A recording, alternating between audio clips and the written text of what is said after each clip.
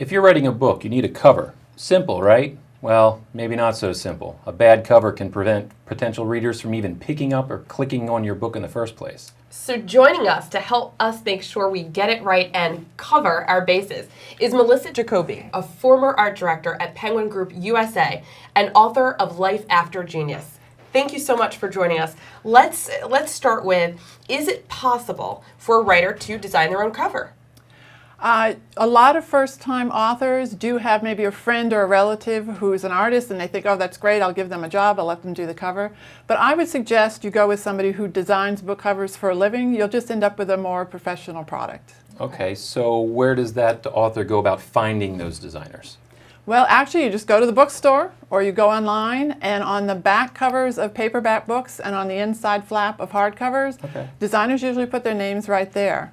And there's a website, bookcoverarchive.com, that just lists all the book designers, and you can go and click on a name and look at their portfolio right there. That'll get you started. So it sounds like you just want to look at what already exists and use the people who already know what they're doing. Exactly. Great Exactly. What are some common mistakes that you find that people make when they're working on their cover design? The most common one with first authors who talk to me is they always want to do a collage on the cover, which I understand because you've got 300 pages of a story that you've written and you kind of want to tell the whole story on the cover. That is not the way to go. Simple is better. So a single image, just a figure in a landscape, or it depends on what your novel is. If it's mystery or thriller, you want to follow whatever that look is. But you want to keep the image simple. You've got about 2 seconds to get somebody's attention when they're in the bookstore or online. Wow. So make it simple. Titles are the same thing. You don't want a long title. A shorter title is good, particularly because thumbnails go down to this big, and you still want them to read the title and see the image. See, I hadn't even thought about that. Keep That's those a things great in point. line. Yes. Yeah. So what about, and this is going to be a tough one maybe, because it kind of Okay. goes against what you were just talking about. What about those authors who really can't afford the designer that they really should have? Right. Do you have any Right. advice Right. for somebody that maybe can't get what they need? Well, you might actually be better with the template than using your best friend to do a cover, Okay. because at least they do know what covers look like, and there's a certain format to it. But with templates, which start as cheap as $20 and go up from there. If you're going to hire a book cover designer, you're going to start at about $1,500 and then go up from there. So it's definitely a price point thing. Yeah. But what you should remember, if you're doing a template and it's for $20 and there's an image on there, they're using what's called a royalty-free image, which means it's cheap, but anybody can use it. So you may have picked it for your cover, and there might be 10 other books out there that have already done the have same that image thing. on it. Ooh. So you can always do an image search, and hopefully you'll find out how many covers out there already have it on there.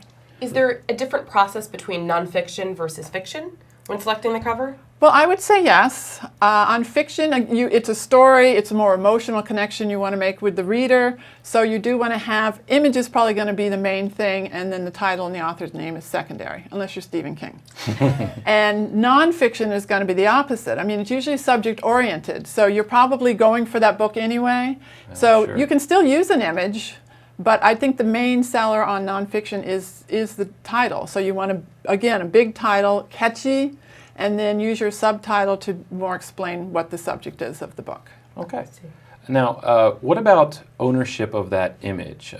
Is it the author, is it the designer? Who's creating the contract? How do you figure all that out? That sounds really complex. Right. Well, there's kind of a spectrum, what I think of as a spectrum. And at each end, one end you have the templates. Okay. And again, there's going to probably be a royalty-free image on there. Royalty-free means you own it. The other end of the spectrum is the high end of the spectrum. And that's when you're commissioning somebody for like $3,000 and they're creating an original cover just for you. You're going to be the only one who has it. So you also have ownership of that. But the downfall is on the template end is it may not be unique. If you put in the extra money, basically the more money you spend on the cover, the more unique you're going to have it. There is a middle range where if you can hire a designer, and there are middle range designers priced as well, and you can get something that's called a rights managed image, and if you get an exclusive on that, then nobody else can use it. And that you have to license. You don't own it outright. You can license it 3 to 5 years.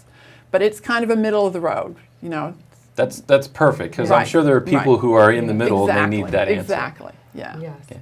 Well, Those are some great tips. yeah. Thank you so much. I've You're welcome. maybe learned a thing or two myself today. Thank you Okay, very much. great. Seek some professionalism if Yes. you can. Get the Exactly.